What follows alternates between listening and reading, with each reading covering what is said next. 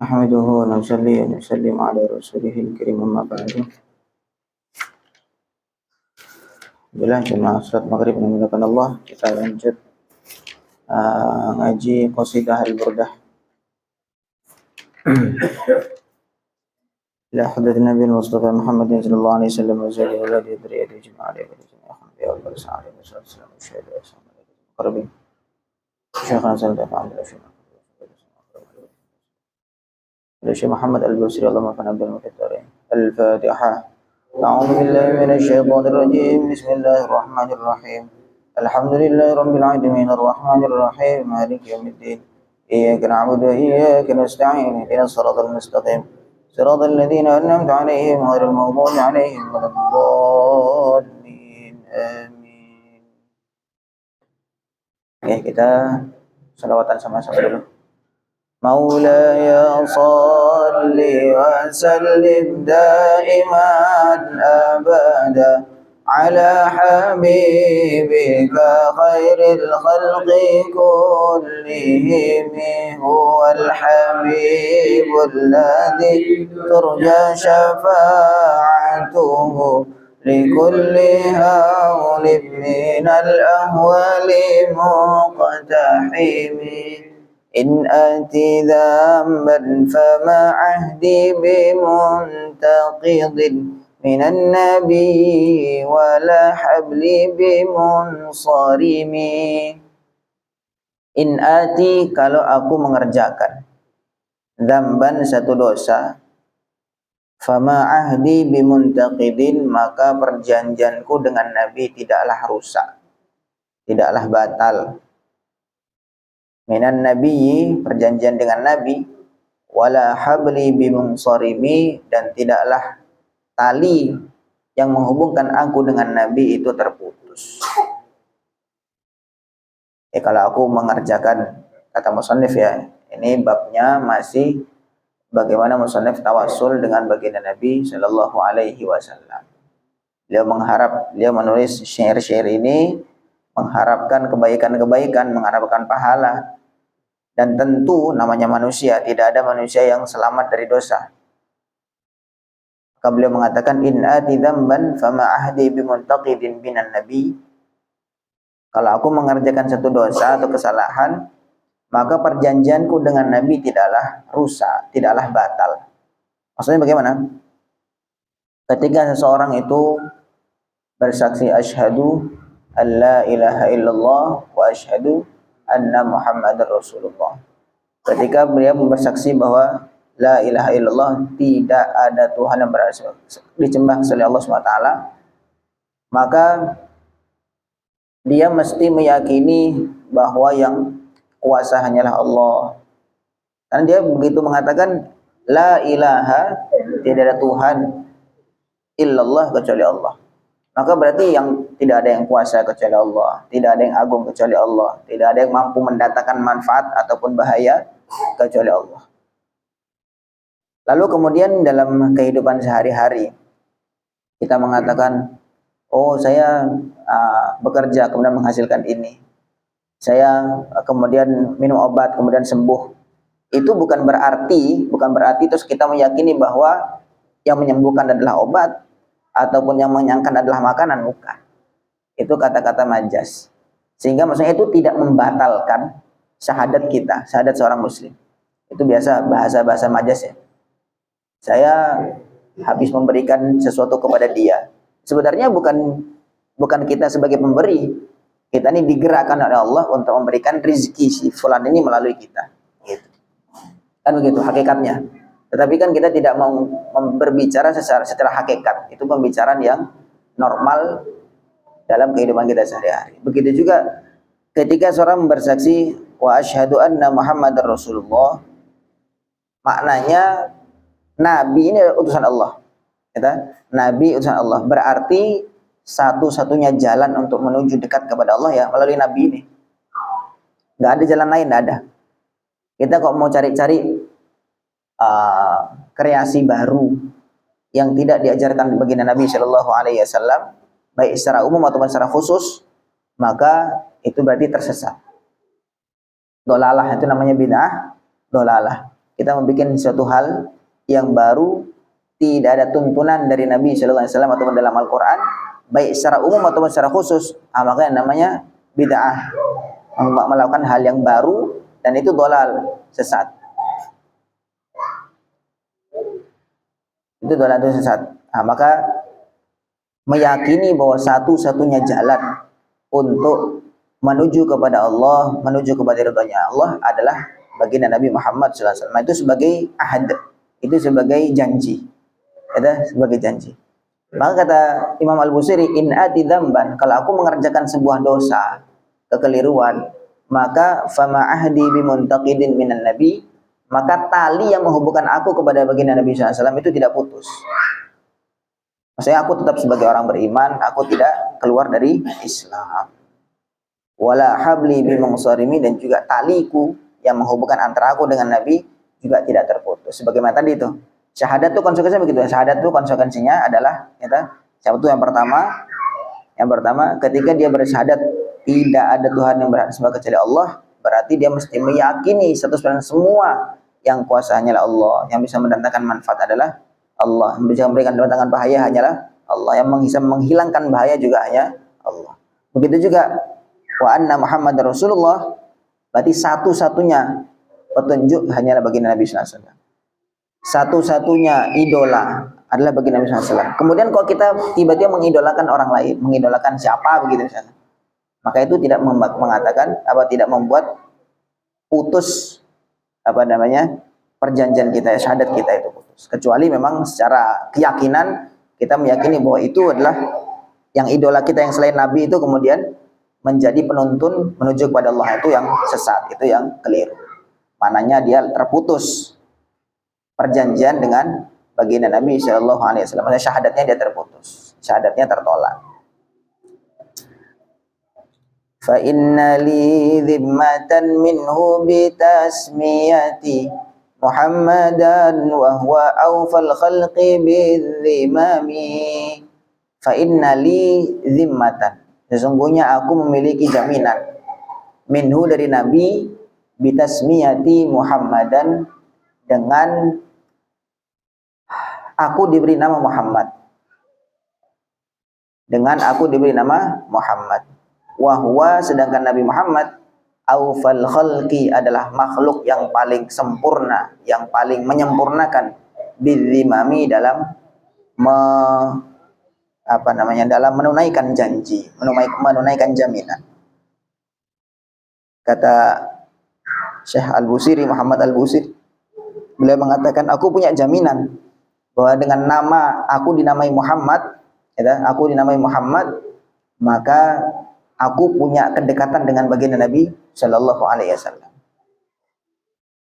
Saking cintanya orang-orang dulu ya dengan nama Muhammad. Banyak yang kakeknya namanya Muhammad, dianya nama Muhammad, kemudian anaknya juga dinamakan Muhammad. Imam Al-Ghazali Muhammad ibn Muhammad Al-Ghazali At-Tusi. Dia namanya Muhammad, bapaknya namanya Muhammad, mbahnya namanya Muhammad juga. Saking senangnya dengan nama Muhammad. Muhammad siapa begitu? Muhammad siapa? Tapi ada kemuliaan tersendiri. Sebagaimana nama Muhammad itu juga pemberian langsung dari Allah Subhanahu wa taala. Ketika Sayyidah Aminah mengandung Nabi Muhammad, beliau mimpi berjumpa dengan malaikat. Kemudian innaki qad hamalti bi sayyidil alamin wa khairil bariyah. Wahai Aminah, kamu sekarang sedang hamil sayyidil alamin, pimpinannya seluruh alam, wa khairil bariyah, dan manusia terbaik. Wa sammihi idza wada'tihi Muhammadan li'annahu satuhmadu uqbah. Ketika kamu nanti melahirkan dia, kasih dia nama Muhammad. Langsung nama Muhammad itu langsung dari Allah Subhanahu wa taala. Li'annahu satuhmadu uqbah, karena nanti dia tuh adalah orang yang dipuji. Perilakunya itu dipuji. Termasuk juga nama yang langsung diberi oleh Allah adalah nama Yahya. inna nubasyyiruka bi ghulamin ismuhu Yahya lam naj'al lahu min qablu samiyya. Ketika Nabi Zakaria itu mohon kepada Allah minta anak, minta putra, maka langsung Allah memberikan kabar gembira bahwa istri akan hamil. Langsung ismuhu Yahya, namanya nanti anak yang ini saya kasih nama Yahya. Jadi sudah langsung dikasih nama sekaligus dari Allah. Dan nama Muhammad ini juga begitu. Nama Muhammad ini nama yang sangat dicintai oleh Allah Subhanahu wa taala. Maka para ulama-ulama dulu bertabarruk dengan nama Muhammad. Termasuk begini, kata beliau, aku punya jaminan, aku punya istilahnya, aku bakalan beruntung nanti di akhirat. Kenapa? Karena aku punya jaminan, namaku adalah Muhammad. Illam yakun fi ma'adi akhidan biyadi fadlan wa illa faqul ya zallatal qadami.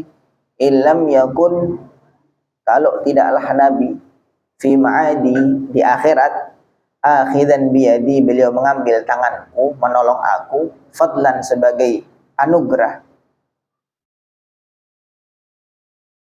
Jadi sambungannya nih ya, illam yakun fi ma'adi akhidan biyadi fadlan. Kalau seandainya Nabi tidak mengambil tanganku sebagai pertolongan, ya, maka tadi itu jaminannya, aku ini punya namaku Muhammad, ya, namaku Muhammad. Wa illa, kalau seandainya tidak, faqul ya zallatal qadami, maka katakanlah orang yang rugi dengan tidak ditolong oleh baginda Nabi Muhammad SAW, ya zallatal qadami, wahai orang yang terpleset kakinya. Pokoknya orang tuh kalau sudah tidak dapat rahmat dari Nabi Muhammad SAW itu betul-betul celaka. Orang tuh kalau nggak dapat bagian rahmat dari Nabi Muhammad SAW betul-betul celaka. Sebagaimana firman Allah, wa ma arsalnaka illa rahmatan lil alamin, tidaklah aku utus engkau ya Muhammad kecuali untuk rahmat untuk seluruh alam. Sehingga kata para ulama, seluruhnya mendapatkan rahmat dari baginda Nabi SAW. Luberannya, termasuk ya para malaikat juga jadi mulia, kemudian jin-jin semuanya, kecuali setan. Jadi dalam cerita kehidupan baginda Nabi SAW itu beliau punya beberapa kali kejadian dadanya dibelah, ya, dadanya dibelah, kemudian dikeluarkan itu hatinya beliau, dicuci dengan air zam-zam. Nah kemudian para ulama banyak penafsiran tentang itu, banyak penafsiran. Yang pertama penafsirannya adalah beliau memang sebagai manusia, ya, beliau sebagai manusia, maka namanya manusia itu ada sisi nafsunya, ada sisi setannya, ada sisi malaikatnya, gitu. Kalau malaikat itu dia cuman taat saja, sama sekali tidak ada keinginan untuk maksiat, itu malaikat.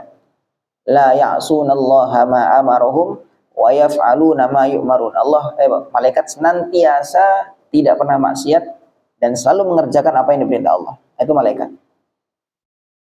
Mereka nggak perlu tidur, nggak perlu punya istri, nggak perlu makan dan seterusnya. Sebaliknya iblis itu ya memang Allah ciptakan untuk buat kerusakan terus, sehingga dia senantiasa membangkang. Nah kalau manusia ini ada dua sisi. Maka manusia kalau dia bisa mengalahkan sisi iblisnya atau sisi durhakanya, maka dia bisa lebih utama daripada malaikat. Dia manusia maka bisa lebih utama daripada malaikat. Ya contohnya Nabi itu. Contohnya para nabi. Mereka itu wafadolul malaikah. Mereka itu lebih utama daripada para malaikat. Padahal secara zatnya, secara istilahnya bahannya mereka ya sama dari tanah juga. Tetapi derajat dari sisi Allah itu lebih mulia daripada malaikat. Sedangkan malaikat kalau dari sisi materialnya itu dari nur. Dari nur. Nampaknya lebih utama daripada materialnya manusia, yaitu dari tanah. Tetapi nilainya, keutamaan di sisi Allah itu ya dari ketakwaan tadi itu. Nah, karena manusia itu takwanya itu ada usaha yang lebih. Kalau malaikat tuh memang takwanya memang asli, ya mereka tidak perlu usaha lebih, mereka tidak perlu nahan nafsu makan, tidak perlu nahan nafsu ngantuk. Ya kalau manusia berangkat subuh nahan ngantuk, nahan males, tapi dia kerjakan. Nah ini lebih utama, usahanya lebih keras. Itu yang pertama. Jadi penafsiran pertama, Nabi Muhammad SAW itu sebagai manusia, maka dalam hati beliau itu ada sisi yang bisa digoda oleh setan. Ya, maka proses pembelahan dada itu adalah proses mengeluarkan sisi yang bisa digoda setan itu, sehingga Nabi sudah tidak punya lagi celah untuk bisa digoda oleh setan. Itu penafsiran pertama. Nabi itu dibelah dadanya ngapain sih? Nah, itu yang pertama. Jadi Nabi diambil sisi digodanya oleh setan. Nah, jadi celahnya tuh dihilangkan. Kemudian penafsiran yang kedua, Nabi itu tidak ada, memang dari awal, sejak awal memang sudah tidak ada celah untuk digoda setan. Tetapi memang beliau tuh nur ditambah nur lagi. Ya. Beliau itu sudah nur, sudah mulia, sudah cahaya, ditambah lagi cahaya, ditambah lagi kemuliaan. Nah, itu penafsiran yang kedua. Beliau tidak memang istilahnya tidak ada sisi digodanya, memang dari awal sudah nggak ada. Nah, karena memang beliau istimewa, hanya saja beliau ditambah lagi nur dan cahayanya dan keberkahannya, kesempurnaan ditambah lagi. Penafsiran yang kedua. Penafsiran yang ketiga ini disampaikan oleh Syed Muhammad bin Alawi Al-Maliki. Beliau mengatakan bahwa Nabi SAW itu justru menjadi rahmat untuk seluruh alam. Sedangkan dibelahnya dada bagi Nabi SAW mengeluarkan jatahnya setan. Setan itu kan tidak punya jatah rahmat dari Nabi SAW. Maka mereka disingkirkan. Yang disingkirkan bukan Nabi disingkirkan dari godaan setan, bukan. Tapi setan disingkirkan dari rahmatnya bagi Nabi SAW. Nah, gitu. Jadi karena rahmatnya Nabi SAW itu mencakup, awalnya tuh iblis itu masuk dalam rahmat Nabi SAW. Awalnya begitu. Tetapi proses pembelahan dan Nabi SAW itu, nah iblis nih emang disingkirkan. Kamu nggak cocok, nggak berhak untuk dapat rahmatnya bagi Nabi SAW. Nah, jadi begitu. Jadi sehingga ini dikatakan wa illa faqul ya zallatal qadami, kalau orang tuh nggak dapat rahmat dari Nabi SAW, alangkah ruginya. Ya, seperti kemarin tuh, seperti cerita bahwa syafa'ah al-uzma, syafa'ah yang terbesar itu bahkan orang-orang yang kafir pun juga mendapatkan syafaat itu. Syafaat itu menyeluruh semuanya. Semua pada bingung semua. Nah, kemudian Nabi SAW syafaatnya adalah mempercepat proses hisab yang awalnya itu dibiarkan oleh Allah Subhanahu wa taala sekian puluh ribu tahun, dibiarkan gitu, kepanasan, bingung, semuanya dicuekin sama Allah. Akhirnya kemudian sama Nabi Muhammad doa, ya Allah anjil hisabahum, segera kalau emang dihisab segera dihisab. Akhirnya semua mendapatkan syafaat dari baginda Nabi Shallallahu Alaihi Wasallam. Hasyahu an yuhrimar rajima karimahu aw yarji'al jaru minhu ghaira muhtarami. Hasyahu, maha suci Allah, ayyuhrima untuk menghalangi ar-raji, orang-orang yang berharap, maka rimahu, dari kemurahan hatinya Allah, kemurahan Allah gitu. Aw yarji'a, atau maha suci Allah sampai kembali al-jaru, tetangga, minhu dari Allah, ghaira muhtarami, dengan kondisi tidak dimuliakan. Ini tentu maha suci Allah, kok Allah menghalangi orang yang berharap dari karunia Allah Subhanahu wa ta'ala. Orang itu kok berharap sama Allah kemudian nggak dikasih sama Allah, itu nggak mungkin. Allah itu mesti maha suci dari itu semua. Allah itu maha rahman, maha rahim. Maka orang yang berharap tentu Allah akan beri. Nah, ini husnudzan beliau kepada Allah Subhanahu wa ta'ala. Aw yarja'al jaru minhu ghairu muhtarami, atau nggak mungkin orang kok datang kepada Allah, menuju Allah, pulang dalam kondisi tidak dapat apa-apa. Orang kok sudah mengetuk pintu Allah, mengetuk pintu langit lah bahasa kita, kemudian minta sama Allah, pulang kok nggak dapat apa-apa, itu maksud Allah dari yang demikian. Mesti dia orang tuh kok berharap sama Allah tidak mungkin rugi. Ya, kalau dalam hadis tuh masjid itu adalah rumah Allah. Ya, rumah Allah. Orang yang datang kepada masjid, maka dia berarti menziarahi rumah Allah. Fahaqqun 'alal mazur ayyukrimaz zair. Maka mesti al-mazur yang dikunjungi, nah, dalam hal ini Allah Subhanahu wa taala dikunjungi. Ini maksudnya bukan Allah itu tempatnya di masjid, bukan. Dikatakan masjid itu sebagai rumah Allah tuh maknanya bukan Allah tinggal di masjid, bukan. Nah, ini mesti dibedakan ya, mana bahasa-bahasa yang majas yang digunakan, mana bahasa hakikat. Ini jangan pada keliru. Nah, ini rumah Allah, Allah ada di masjid, bukan, keliru. Maknanya masjid itu sebagai baitullah, rumah Allah adalah karena mulianya masjid itu, maka rumah yang pantas untuk disematkan sebagai rumah Allah adalah masjid. Pada hakikatnya semua alam semesta ini milik Allah semua, kan begitu. Pada hakikatnya, saat rumah-rumah kita yang kita tinggali juga itu rumah Allah juga, milik Allah. Saat kita juga tuh, diri kita juga milik Allah juga. Lalu kemudian kenapa kok dikatakan masjid sebagai rumah Allah? Karena mulianya tempat ini, maka dia pantas untuk disematkan sebagai rumah Allah. Bukan berarti Allah bertempat di masjid, bukan. Maka di sini untuk memudahkan pemahaman saja, orang yang datang ke masjid maka dia menziarahi Allah. Fakun 'alal mazur ayyukrimaz zair. Maka pasti al-mazur yang dikunjungi, yang diziarahi, ayyukrimaz zair, dia akan memuliakan orang yang berziarah. Gak mungkin rugi. Orang datang ke masjid gak mungkin rugi. Pokoknya datang ke masjid, insya Allah akan dapat kebaikan-kebaikan. Kebaikan itu gak mesti berupa materi. Kebaikan itu kadang ada ketenangan hati. Kebaikan itu kadang ada dapat ilmu. Kebaikan itu kadang dapat segalanya macam-macam. Nah, terbukanya pikiran, hidayah dan seterusnya itu termasuk anugerah dari Allah SWT. Pokoknya datang ke masjid, insya Allah dapat manfaat. Nah, ini maha suci Allah dari yang demikian.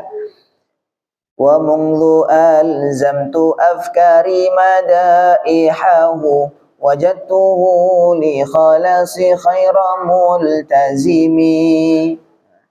Wa munglu alzamtu, mulai aku menghabiskan, melazimkan afkari, pemikiran-pemikiran madaihahu untuk memuji Nabi, wajadtuhu, maka aku menjumpai Nabi, li khalasi, terhadap kebebasanku dari neraka, kebebasanku dari kecelakaan, khairal multazimi, adalah orang yang paling baik di dalam menepati janji. Jadi beliau mengatakan, ketika aku habiskan, aku kerahkan seluruh pemikiranku untuk memuji Nabi sallallahu alaihi wasallam, maka aku dapati Nabi itu adalah orang yang terbaik di dalam menunaikan janjinya, bahwa orang yang memuji-muji Nabi akan mendapatkan kebaikan-kebaikan, akan mendapatkan keuntungan-keuntungan. Dan Nabi SAW kurang lebih mengatakan, man shalla alayya sholatan sallallahu alaihi biha ashron. Siapa yang bersalawat kepada aku satu kali, maka Allah akan bersalawat kepada dia 10 kali. Salawat itu maksudnya apa? Salawat itu tergantung disematkannya kepada siapa. Kalau selawat itu disematkan kepada manusia, maka itu namanya mendoakan. Allahumma sholli ala sayyidina maulana Muhammad. Ya Allah, ya Allah, tambahkan rahmat ta'zim kepada Nabi Muhammad sallallahu alaihi wasallam. Itu kalau dari disematkan kepada kita. Kemudian kalau salawat itu disematkan kepada para malaikat, malaikat baru salawat. Itu maknanya malaikat memohonkan ampun. Malaikat mohonkan ampun. Nah, kemudian kalau salawat itu disematkan kepada Allah, innallaha wa malaikatahu yusholluna 'alan nabi, maka maknanya Allah memberikan rahmat. Allah yang memberikan rahmat. Allah bersalawat berarti Allah memberikan rahmat. Kalau kita bersalawat, kita mendoakan. Kita mohonkan kepada Allah supaya Allah berikan rahmat. Itu salawat. Maka kata Nabi, siapa yang berselawat kepada aku 1 kali, maka Allah akan berselawat kepada dia 10 kali. Mana siapa yang memohonkan rahmat kepada aku 1 kali, kata Nabi, maka Allah akan berikan kepada dia rahmat 10 kali. Yang mana rahmat Allah 1 saja itu sudah cukup untuk seluruh makhluk sampai hari kiamat, 1 rahmat. Nah ini gimana nih, 1 salawat Allah balas 10 kali. Maka tentu lebih dari cukup. Nah, kata Syekh Al-Busiri, ketika aku kerahkan pikiranku untuk memuji-muji Nabi sallallahu alaihi wasallam, ternyata banyak kebaikan-kebaikan yang beliau dapat. Maknanya beliau mengatakan Nabi Muhammad SAW adalah orang yang paling sempurna di dalam menepati janji. Nabi janji orang yang salat kepada Nabi, Allah akan berikan kebaikan-kebaikan kepada dia. Dan itu beliau dapatkan semuanya. وَلَنْ يَفُوتَ الْغِنَى مِنْهُ يَدًا تَرِبَتْ إِنَّ الْحَيَا يُنْبِتُ الْأَزْهَارَ فِي أَكَمِي. Allahu Akbar. وَلَنْ يَفُوتَ الْغِنَى, tidak terlewat kekayaan minhu dari Nabi, ya, dan tidak terlewat 1 tangan pun taribat yang berdebu. Maksudnya taribat itu yang kosong, nggak dapat apa-apa. Pokoknya kalau orang itu salat kepada Nabi tidak ada yang rugi. Innal haya, sungguhnya hujan, yumbitul azhara, menumbuhkan bunga-bunga, fil akami, di lembah-lembah. Ya kalau sudah hujan turun, ya semua tumbuh, semua dapat manfaat hujan. Sebagaimana begitu juga Nabi SAW, begitu orang itu bersolawat, maka siapapun yang bersolawat dia akan dapat kebaikan. Hanya saja kadang kita nggak ngerti kebaikan apa yang kita dapat. Kita nggak ngerasa, kita kan kadang-kadang seringnya kita tuh merasa kebaikan atau apa itu mesti berupa materi atau berupa yang bisa kita rasakan secara langsung, secara fisik.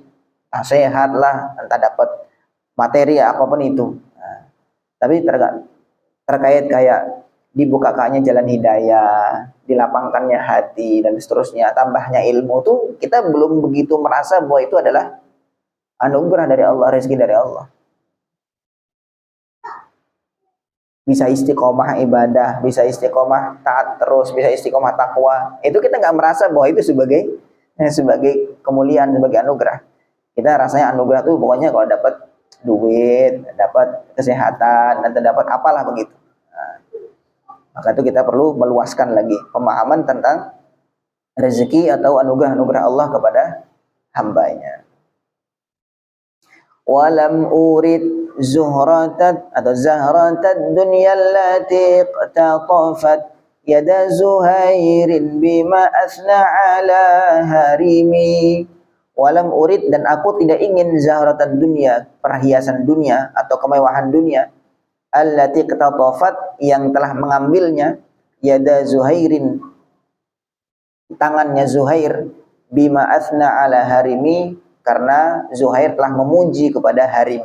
Harim itu salah satu orang dermawan di Arab sana zaman dulu, zaman Nabi sallallahu alaihi wasallam. Walam urid, aku tidak ingin perhiasan dunia. Dalam hal ini Syekh Busiri menegaskan, memang dalam memuji-muji Nabi orang tuh mesti dapat kebaikan-kebaikan, keuntungan-keuntungan. Tetapi keuntungan yang aku inginkan bukanlah keuntungan berupa materi duniawi. Beliau menegaskan itu. Awalnya beliau mengatakan Nabi itu Masya Allah memang senantiasa menepati janjinya dalam hal siapa yang memuji-muji Nabi, siapa yang bersolawat Nabi mesti dapat kebaikan, berlipat-lipatkan. Aku mendapatkan itu, kata beliau. Nah, tapi beliau tegaskan di sini, walam urid zahratad dunya, tapi dalam hal ini saya tidak kepingin kebaikan berupa materi dunia. Sebagaimana allati tatafat yada Zuhairin, yang telah didapati oleh Zuhair. Zuhair itu seorang sahabat. Bima asna ala harimi, karena dia telah memuji Harim. Jadi Zuhair itu punya keahlian syair, buat syair. Zuhair itu bapaknya Ka'ab bin Zuhair. Nah dulu punya Ka'ab bin Zuhair ini punya syair memuji-muji Nabi namanya Banat Su'ad. Banat Su'ad itu namanya syair Banat Su'ad. Ini beliau punya syair apa namanya Maulaya Sholli ya. Banat Su'ad itu terkenal sehingga dikatakan sebagai burdah. Qasidah yang burdah yang asli itu ya Banat Su'ad itu yang karya dari Ka'ab bin Zuhair ketika muji-muji Nabi sallallahu alaihi wasallam. Kemudian kenapa kok dikatakan burdah? Ya karena tadi ketika beliau muji-muji Nabi, Nabi senang, gembira, kemudian Nabi menghadiahkan selimut beliau yang garis-garis merah. Nah, selimut yang bergaris-garis merah namanya kalau dalam bahasa Arab namanya burdah. Maka dihadiahkan kepada Ka'ab bin Zuhair. Nah, Zuhair itu ayahnya Ka'ab, ya kan? Ayahnya Ka'ab. Nah, Zuhair juga sama. Ini anak dan bapak ini, Ka'ab dengan Zuhair ini sama-sama ahli syair.